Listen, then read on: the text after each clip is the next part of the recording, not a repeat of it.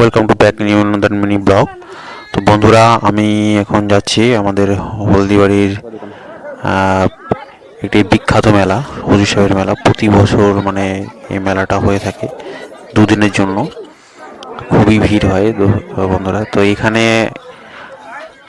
আজকে যে মানে বিভিন্ন রকমের দোকান দেখতে পাচ্ছেন, লোহার সাজ সরঞ্জাম থেকে বাচ্চাদের খেলনা, বই এবং কাপড় চোপড়, বিভিন্ন মানে খাওয়া দাওয়া থেকে প্রচণ্ড ভিড় এই মুহূর্তে।